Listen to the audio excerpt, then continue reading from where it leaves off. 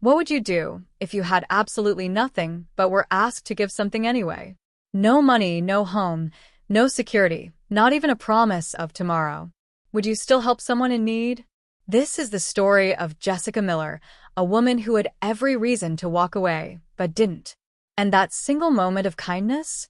It changed everything in a way she never could have imagined. Jessica had been living on the streets of downtown Chicago for nearly 2 years. A former waitress, a daughter, and once a hopeful singer, life had not been kind to her. One wrong decision, a medical bill she couldn't pay, and a series of spiraling events landed her with nothing but a duffel bag and a worn-out sleeping bag. Every day was about survival. Some days, she barely spoke to anyone. Other days, she was yelled at, shooed away, or simply ignored like she didn't exist. But she never stopped being human. And more importantly, she never stopped seeing other people as human too. It was a freezing Tuesday morning. Wind howled between the skyscrapers. Jessica had just left the shelter line, empty-handed, again. She was shivering, her hands numb, walking toward an alley behind a coffee shop she frequented. That's when she noticed a sleek black Mercedes parked awkwardly on the corner. Its hood was popped open. A well-dressed man in his early 40s stood in front of it, frustration written all over his face. His name was Michael Anderson, though Jessica didn't know that yet. He looked out of place. Not just because of his $3,000 coat or designer shoes, but because something about him screamed urgency. People passed him by without a second glance, but Jessica stopped. She hesitated for a second. What could she even offer? "Car trouble?" she asked, stepping forward carefully. Michael looked up, startled. You could tell from his expression, he hadn't expected help. Especially not from someone like her. "Yeah," he said. "Battery's dead. And I left my phone at the office." Figures. Jessica looked at the engine.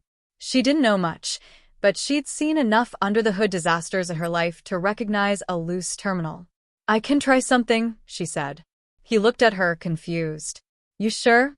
"No promises," she shrugged. "But I've fixed worse." And then, without gloves, without any tools, and with fingers practically frozen stiff, Jessica tightened a connector that had come loose from its bolt. It sparked slightly. Michael turned the key again, and like magic, the engine roared to life. He stared at her. "How did you know how to do that?" Jessica smiled weakly. "Just been around long enough. Old cars. Bad luck. You learn things." Michael stood there for a moment, unsure of what to say. He reached into his pocket, instinctively going for his wallet, but paused. He had no cash. He muttered something like, "I'll come back," but Jessica was already walking away. She didn't do it for money. She didn't even think twice about it. But the man she just helped? He wasn't just another face in the crowd. He was Michael Anderson, CEO of Anderson Financial Group. A billionaire.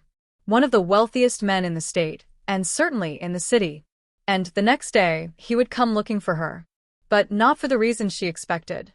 Michael Anderson couldn't stop thinking about her.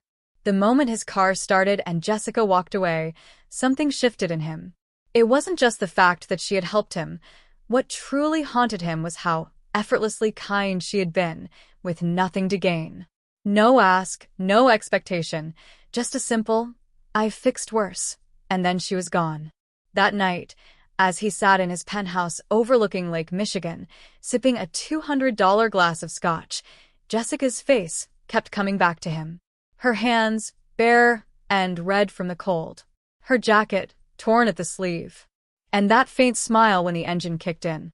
She hadn't even waited for a thank you. Michael wasn't used to being ignored. In his world, people noticed him because of his money, his influence, or what he could offer. But this woman, she didn't know, or care, who he was. He opened his laptop and made a few calls to his assistant, Rachel, even though it was late. "Find out who she is," he said. "I need every street cam, every business camera around Madison and 12th, yesterday morning. Pull everything." Rachel paused. "Michael, are you sure you want to go that far?" He didn't answer. But the truth was, yes. He was sure. There was something about Jessica Miller that he needed to understand. Something rare. Unfiltered humanity, maybe. Or maybe Deep down, he was just craving connection in a world where everything felt transactional. While Michael was initiating a citywide search, Jessica was sleeping behind a bakery near the train tracks, wrapped in a tarp she had found in a dumpster. She hadn't eaten since breakfast the day before, a half bagel and a cup of leftover soup from the shelter. She wasn't thinking about the man in the Mercedes. She'd helped people before. Most didn't thank her. Some even scolded her for touching their stuff. But she never stopped trying, because it made her feel like she still mattered. Once, she used to dream. She wanted to open a small cafe with live music. She'd sing on weekends, serve coffee during the day, and maybe, just maybe, hire people like her, people who needed a second chance. But that version of Jessica was buried under years of hardship. When her mom died, and her apartment was foreclosed after medical bills piled up, the world moved on without her. One by one, her friends disappeared. People she trusted turned away. Still, she held on to something. Kindness. That was the one thing she could give freely. Back in Michael's office the next morning, Rachel walked in holding a folder. "We got lucky," she said, laying down 2 blurry images. Security footage from the cafe across the street. She shows up in the background right before your car breaks down. Michael studied the stills carefully. "Can we track her movements?" Rachel nodded. She was spotted again near the old Westfield warehouse. A few locals say a woman's been sleeping around there. Homeless. Quiet. Keeps to herself. Michael stood up. "Get the car ready." Meanwhile, Jessica was walking into a small outreach center for a cup of coffee when a black Mercedes pulled up. The same one. She froze, eyes narrowing. Michael stepped out, no coat, just a simple sweater and jeans this time. He looked unsure. A billionaire who didn't know how to approach someone who had saved him with nothing. Jessica straightened up. "Hey, car okay?" Michael smiled. "Thanks to you, yeah." They stood in awkward silence for a moment. And then he did something that stunned her. He reached into his pocket and pulled out a crisp, white envelope. "This is for you." Jessica didn't take it. "I don't want your money," she said gently. "It's not charity," Michael said. "It's gratitude." She looked at him, really looked at him. There was no arrogance in his voice, no pity. Just sincerity. And that's when she took it, reluctantly. But what was inside that envelope, she wouldn't discover until later. Michael didn't stop there. He returned to that warehouse area the next day. And the next. Bringing food, clothing, toiletries. Sometimes just sitting and talking to her. They spoke about music, about dreams, about how the world could be harsh and beautiful at the same time. Michael told her about his company, his wealth, his loneliness. Jessica told him about her mom, about the cafe she used to dream about how being invisible was worse than being hated. He listened, really listened. Not like a man offering a handout, but like a man finally seeing something real in someone society had dismissed. And slowly, word spread. People began to notice the billionaire visiting the homeless part of the city. Photos started surfacing online. Rumors flew. Was it a PR stunt? Was she a secret relative? A lover? But for Michael and Jessica, it was simpler than that. 2 people from opposite worlds, meeting at the intersection of pain and grace. And the world was about to find out the real reason he kept coming back. Jessica had no idea what was inside the envelope Michael gave her until hours later. She waited until she was alone, tucked behind the abandoned warehouse where she kept her things, heart pounding in her chest. Inside was a check. But not just any check. $50,000. Her hands trembled. She checked the name again. Pay to the order of Jessica Miller. She flipped it over. It was real. There was no catch. The signature was Michael Anderson's, CEO of Anderson Financial Group. Verified. Jessica couldn't breathe. Her mind raced. Was this a mistake? Was it some kind of test? Or had he really meant to give her that much? She shoved the check back in the envelope and hid it deep in her duffel bag. She didn't cash it that day. Or the next. Something in her still didn't trust it. Or maybe she didn't trust herself. Meanwhile, in the upper floors of Anderson Financial's headquarters, Michael was making moves no one saw coming. He'd called a surprise board meeting. His team, made up of polished men and women in expensive suits, sat around a long glass table. "I want to invest in urban rehabilitation," he announced. There was silence. "You mean like real estate?" asked Tom Carter, his CFO. Michael shook his head. "No. I mean people. I want to fund second chances. Emergency housing. Skill-based employment. Transitional care. Not just donate. Build something real. And I want to start with one person." That raised more eyebrows. "Who?" Rachel asked cautiously. "Her name's Jessica Miller. She's the reason I'm standing here today." The room remained quiet. Someone chuckled under their breath. Michael's eyes darted to them, sharply. "You think I'm joking?" he said. "She fixed my car when she had no gloves in 20-degree weather. She didn't ask who I was. She didn't ask for anything. And that moment, her choice, put something into perspective I'd been missing for years." He stood, voice firm. "You think I built this empire alone? You think every executive here didn't have a mentor, or a second chance, or a lucky break?" Jessica gave freely. "Now it's my turn." But the real twist came just days later. Michael arranged a press conference. It was supposed to be about a new philanthropic venture. But that wasn't what stunned everyone. What shocked the city, what shocked the nation, was who walked up beside him. Jessica, cleaned up, dressed in a simple but elegant navy coat Michael had bought her, her hair brushed and tied back. She looked nervous, terrified, even. Camera shutters snapped wildly. Microphones were shoved in her face.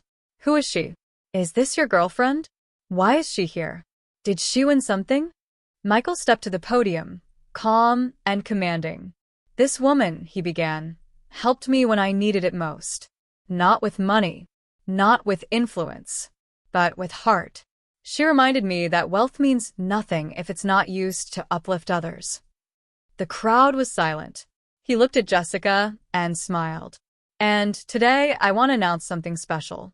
Jessica will not only be receiving a grant to restart her life, she will also be the first board member of the Anderson Second Chance Foundation."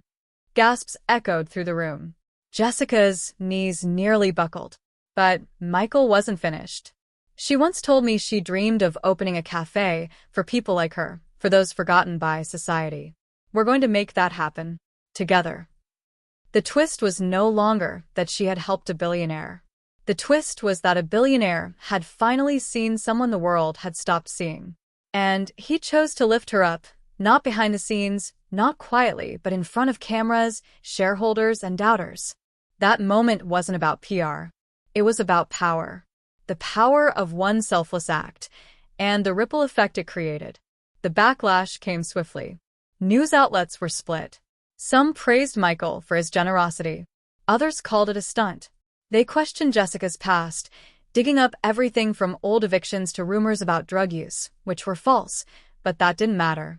Jessica faced online hate, tabloid speculation, and even reporters camped outside the shelter she used to visit. Michael offered her a private apartment, guarded and secure. But she refused at first. "If I take that, I might disappear," she said. He didn't understand. "People need to see this," she told him. "If I go into hiding, they'll say I didn't earn it. Or worse, they'll say people like me don't belong in your world."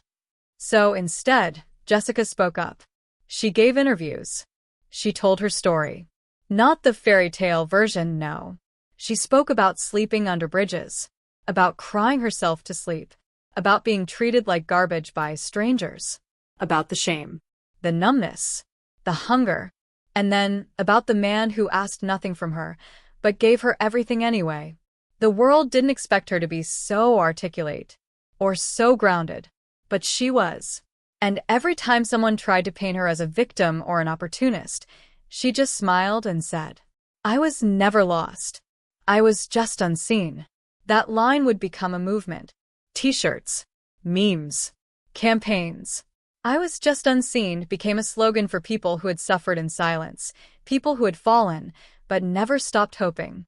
And all of it started with a dead car battery, a frozen morning, and a homeless woman who refused to walk away.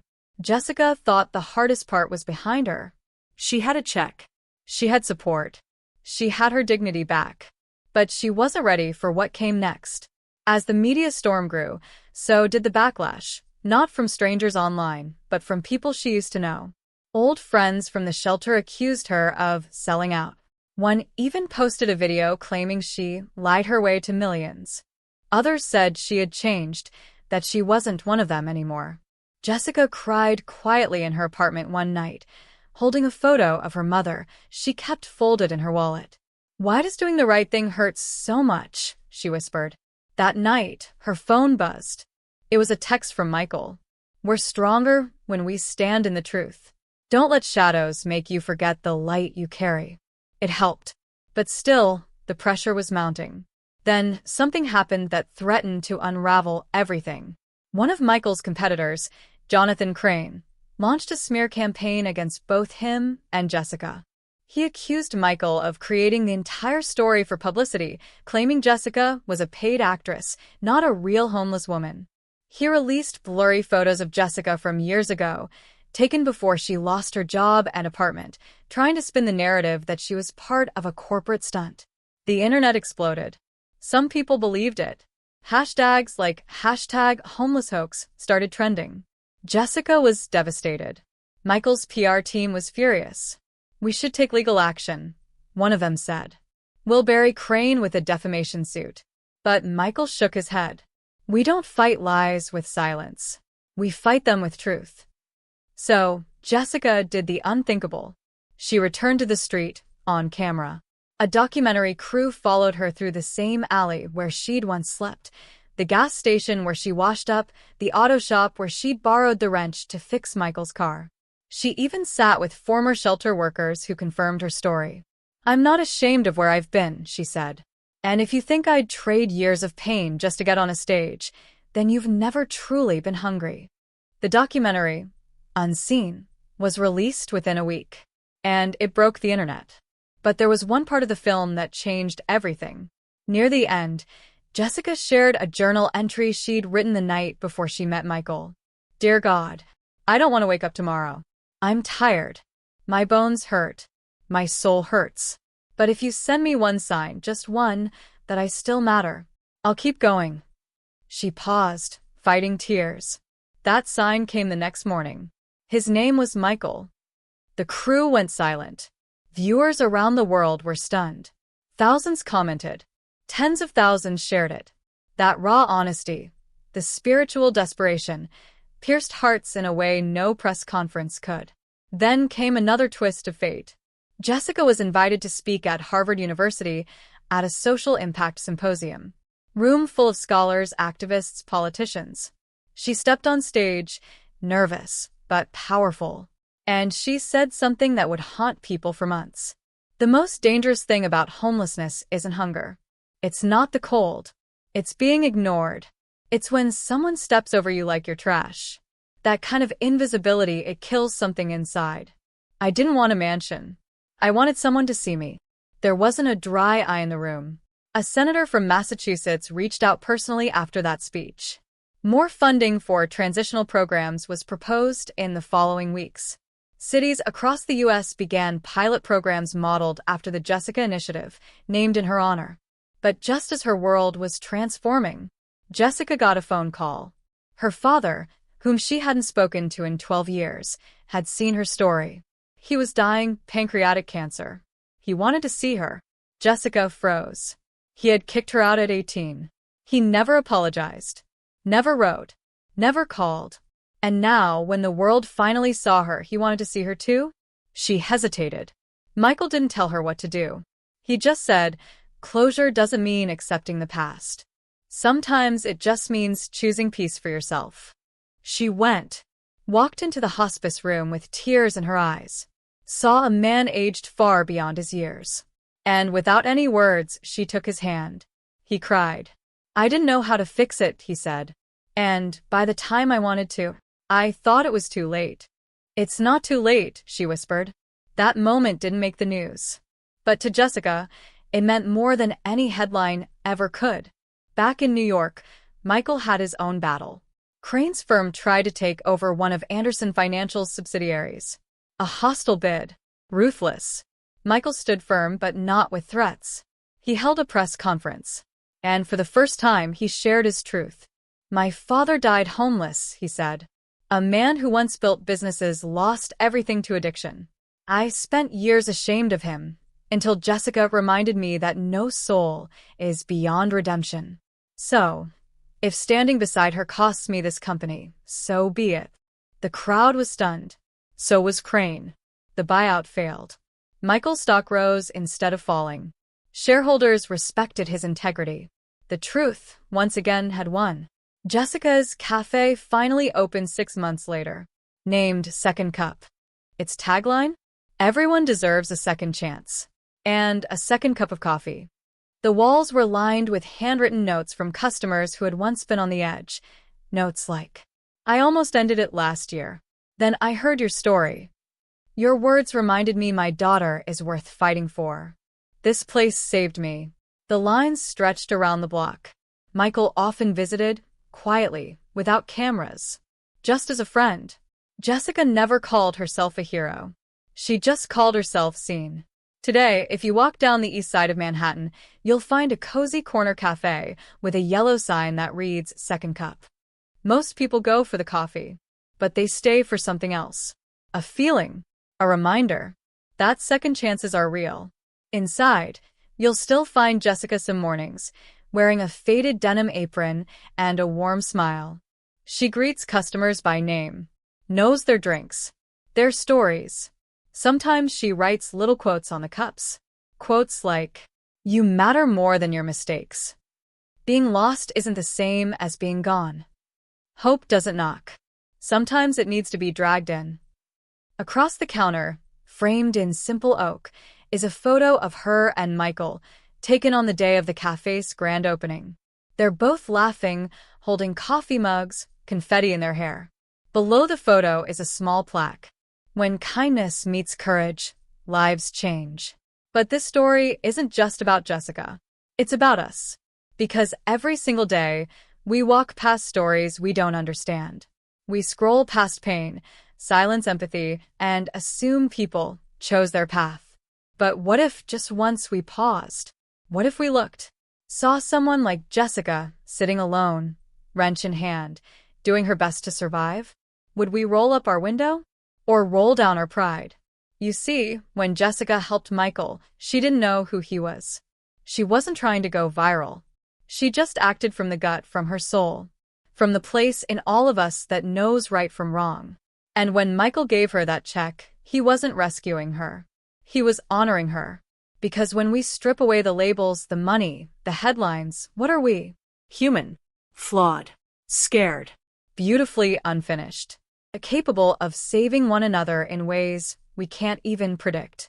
So, ask yourself this. Who have you ignored? Who could you lift today? What story might be unfolding, right now, in the shadows of your city, your school, your street? You don't need to be a billionaire to change a life. Sometimes, all it takes is a wrench, a hand, or a moment of grace. Now it's your turn. If Jessica's story moved you, share it. Comment below with one moment when someone gave you a second chance, or when you gave it to someone else. Let this story be the beginning of a ripple effect. Because kindness doesn't end with one act. It echoes. And maybe, just maybe, someone will echo your kindness tomorrow. Like, share, comment. What would you have done in Michael's shoes? And more importantly, what will you do now? Because someone out there is writing their journal tonight, hoping for a sign. Be it.